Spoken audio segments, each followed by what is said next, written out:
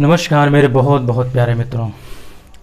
आज हम लोग बहुत ही महत्वपूर्ण टॉपिक के बारे में चर्चा करेंगे, जिसमें है प्रोटोकॉल, संधि और समझौता क्या होता है। आप लोग इसके बारे में चर्चा देखते होंगे, सुनते भी होंगे।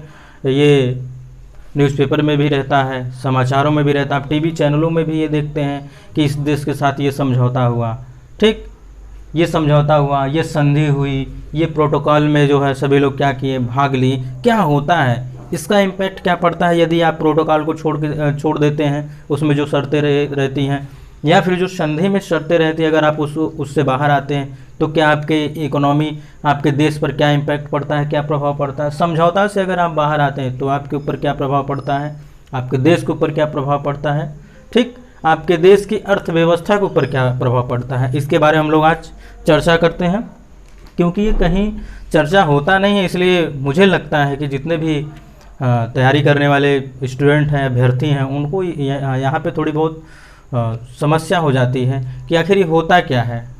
सुनते तो हैं सभी में कार्य वही हो रहे हैं, लेकिन अर्थ तो सभी का अलग अलग होगा, सभी का प्रभाव अलग होगा, निकलने के बाद उसका असर भी तो अलग अलग होगा।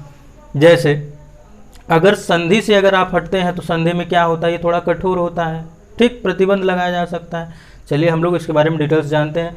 समझौता क्या होता है, समझौता सबसे कमज़ोर होता है, यानी कि सबसे मुलायम होता है, ठीक। कैसे होता है, आप अपना संविधान उठा के देखिए, संविधान के बारे में समझिए।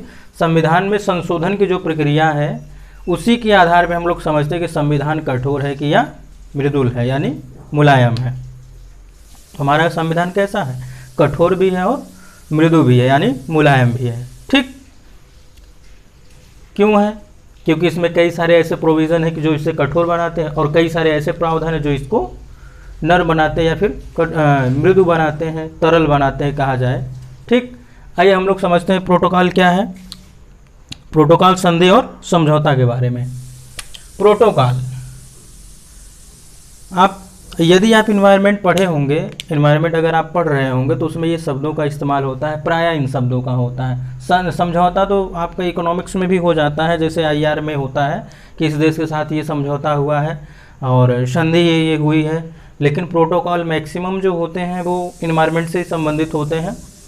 रही बात, ये कई सारे सब्जेक्ट रहते हैं, लेकिन मैक्सिमम जो होते हैं, अधिकांशतः वो इन्वायरमेंट से ही संबंधित होते हैं। ये क्या होता है, औसत कठोर माना जाता है, यानी थोड़ा बहुत कठोर होता है।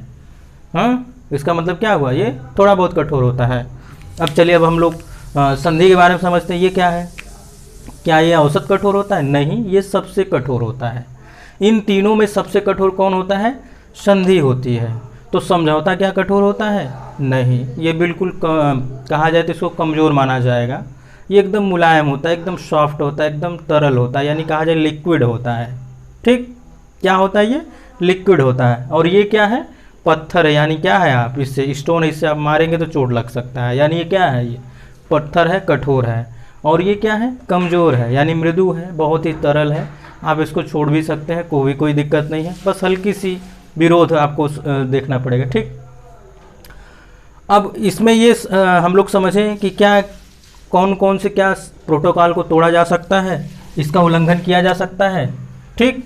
अगर आप इसका उल्लंघन करते हैं तो प्रतिबंध नहीं लगाया जा सकता, परंतु प्रोटोकॉल का अगर आप उल्लंघन करते हैं, यानी जो प्रोटोकॉल में समझौता हुए हैं, जिन ज्ञापन पे आप हस्ताक्षर किए हैं कि हाँ मैं ये वादा करता हूँ, मैं ये चीज़ें को मैं अचीव करूँगा, एक गोल आपके फिक्स कर दिया जाता है, आप उस गोल को नहीं अचीव करते हैं। और कभी कभी ऐसा होता है कि हम जो है गोल के पास होते हैं, या फिर हमारी कुछ अपनी आर्थिक क्या होती है, हमारे देश की कुछ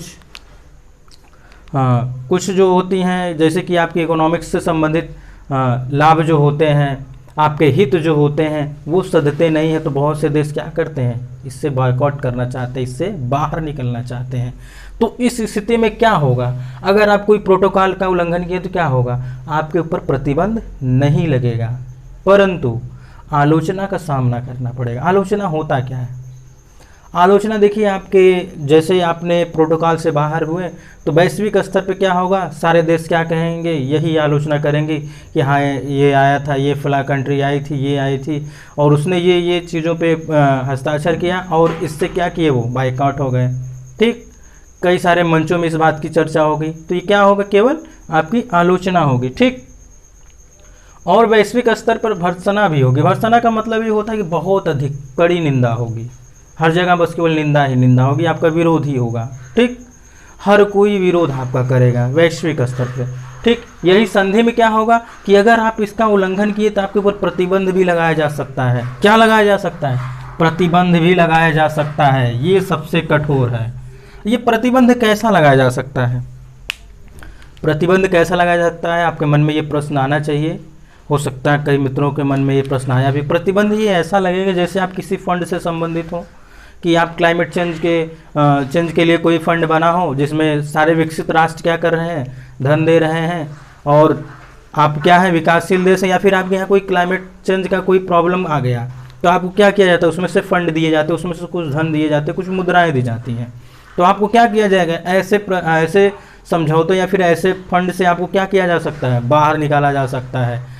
और भी कई प्रकार के प्रतिबंध लगाए जा सकते हैं। आपके ऊपर व्यापारिक प्रतिबंध लगाए जा सकते हैं, कूटनीतिक प्रतिबंध लगाए जा सकते हैं कि आपका जो डिप्लोमेसी है यानी आपका जो राजदूत है इन देशों में नहीं रहेगा। तो कई सारे प्रतिबंध इस पर लगाए जा सकते हैं अगर आप संधि से बाहर होते हैं तो।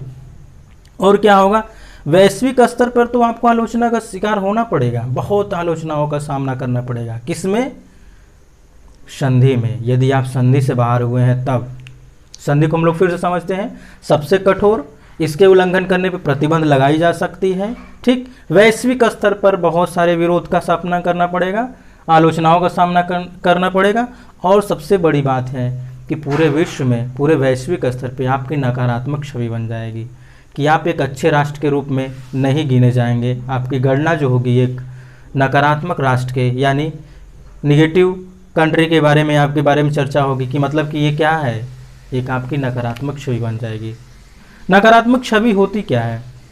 हम लोग एक एक शब्द को समझते हैं। आप मूवी देखते हैं, आप मैक्सिमम लोग मूवी देखते होंगे, मैं मूवी नहीं देखता तो सीरियल देखते होंगे। उसमें जो पात्र होता है यानी जो अभिनेता के विरुद्ध कार्य करता है तो उसी को हम क्या बोल देते हैं कि ये नकारात्मक इसकी छवि है। तो वैसे ही क्या होता है कि यानी जो समझौता हुआ था, जो संधि हुई थी, जो पूरे विश्व के राष्ट्र के लिए क्या था, राष्ट्र के हित में था, आप उस हित को छोड़ करके बाहर जा रहे हैं, छोड़ रहे हैं, तो इसका मतलब क्या हुआ कि आपकी छवि कैसी बन गई, नकारात्मक बन गई।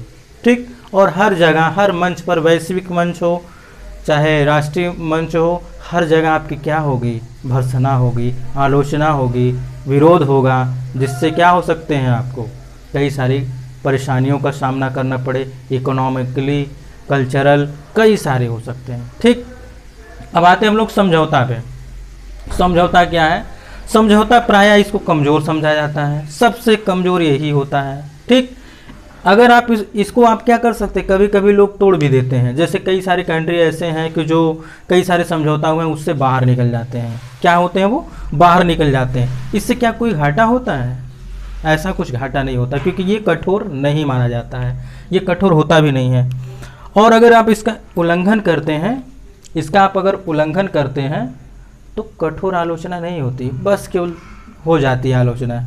ठीक, अब आपको ये समझना है कि इसमें तीनों में अंतर समझना है, क्योंकि ये देखिए मैंने क्यों इसके बारे में चर्चा किया है, क्योंकि जब आप कोई भी टेक्स्ट बुक पढ़ते हैं, कोई गाइड पढ़ते हैं, एनसीईआरटी पढ़ते हैं, चाहे जो पढ़ते हैं टॉपिक में, अगर आपको करंट अफेयर में भी ये शब्द आते हैं कि इस देश के साथ ये समझौता हुआ है, तो आपको ये समझ में आएगा समझौता होता क्या है। ठीक, इस देश के साथ साथ इस देश के साथ क्या हुआ है, संधि हुआ है, तो आप इसको समझेंगे ना कि संधि होती क्या है। ठीक, ये प्रोटोकॉल हुआ है, इसमें इस देश ने क्या किया, हस्ताक्षर किया है, तो आप प्रोटोकॉल के बारे में समझेंगे कि नहीं समझेंगे कि प्रोटोकॉल क्या होता है, ये औसत कठोर होता है।